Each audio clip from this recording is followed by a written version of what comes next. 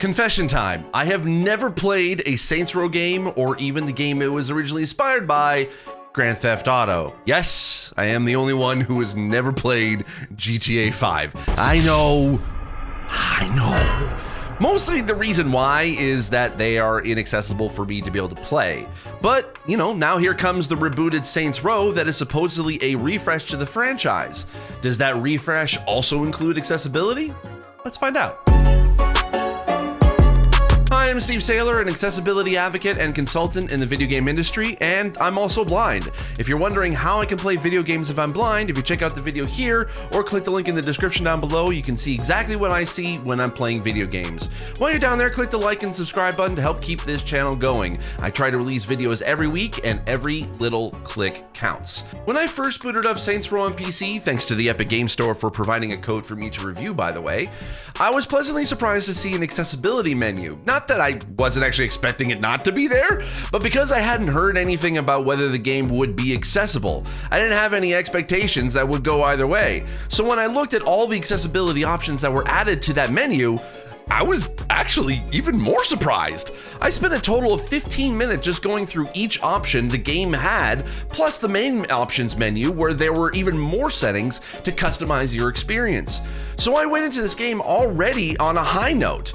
But after playing 10 to 15 hours in the game, however, that high note is now more of an alto or a tenor than a soprano. I love adding music analogies into this. Grade 10 choir. First, let's start off with what the game has and its standout features. They have full button remapping both for mouse and keyboard as well as controller. They have subtitle options, including background, size, speaker tags, etc. You can even have caption bubbles over NPCs' heads that shows where they are in relation to the player. They have colorblind options, high contrast modes, auto-target, auto-complete QTE sequences, setting time limits, or even the objective difficulty of those QTE sequences. You can change controls from holds to toggles and vice versa, change the reticle size, consistent dot, and the color when you hover over an enemy or friend. You can even change the difficulty at any time, including customizing that difficulty by adjusting the enemy durability, how often tough enemies appear, vehicle combat, notoriety, and ammo scarcity. Basically what that does is, for example, if you like a certain difficulty but you're finding, say, vehicle combat difficult, like I do, you can set the difficulty slider closer to 0 to make it a little more comfortable for you. Now, all those options would make anyone think, oh, this is great, a ton of options, that means it's fully accessible, right? And the answer is, it can be if it's implemented properly. This game proves the adage that it's not accessibility options that make a game accessible, at least not alone. You have to integrate them fully into the gameplay experience as part of the design. In Saints Row, there are great options, but with not so great implementation. Let's take remapping as an example. Both on PC and on consoles, you have the ability to remap the controls. They even included something new for consoles in that you can set multiple inputs for each control. That's mostly reserved for PCs, as you can set multiple keys on a keyboard or mouse to have multiple inputs to do the same action, because they have honestly a ton of options and buttons to work with. But sadly, if you're using a controller, if you try to remap, say, A and B to jump, you are removing B to dodge. And because the game uses every button on the controller, there aren't any options to replace dodge with something else without it doing the same thing for another button. So the multiple inputs, while great on paper and in theory, don't work as implemented because of that limitation. Another example is high contrast mode. I love high contrast mode. I love it when it's in a game, and it's great. It usually is a good time. Saints Row has the ability to set high contrast mode to highlights only, where it'll put a thick colored outline around characters and interactable objects, such as vehicles or items. Or you can set it to full, where it will put everything into black and white along with those outlines. Normally when a high contrast mode like this gets added, on paper it sounds great, but again, the implementation of it doesn't fully work in this case. High contrast mode, when implemented properly, helps you when you are in an exploration or combat scenario where you need to find things in the world and you can't see detail, or need things to stand out, like if an enemy or the item you're looking for is nearby and you need to stand out from the environment, which in this game, that's what it's trying to do, but the implementation doesn't work work 100%. For example, you can't change the colors of the outlines even with the colorblind settings enabled. You're stuck with the blue outlines for your character and allies, red for enemies, and yellow for interactions. So if you are low vision as well as colorblind, you can't really do much with the high contrast mode other than being able to just turn it on or off. Also, at any given time, you can go into the Style app on your in-game phone and customize your character and outfits. But if you try to customize the colors with high contrast mode on, you can't see any changes made because everything is in black and white.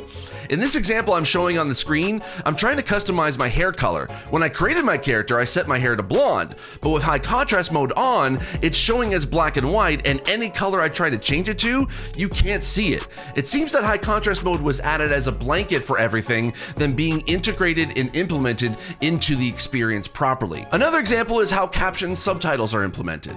They have subtitles for main dialogue that happens in-game and have caption bubbles over any NPCs in your environment. However, there are times when the main characters or NPCs you are interacting with switch from subtitles to caption bubbles and back again. Like in this example where I'm showing a mission in the game where you kidnapped an NPC named John Bland in his own car. You also have your friend Kevin in the car with you. If there is a critical mission dialogue, it's displayed as subtitles. But sometimes the offhanded remarks are displayed as bubbles, and because there is no speaker tag for the bubbles and they are both in the car with you, you can't tell who's speaking, John or Kevin. Again, great idea on paper, but not so great on implementation. On top of all that, there are bugs with accessibility too, such as if you try turning on high contrast mode in the game's first boot up, but turn it off before you go into the game for the first time.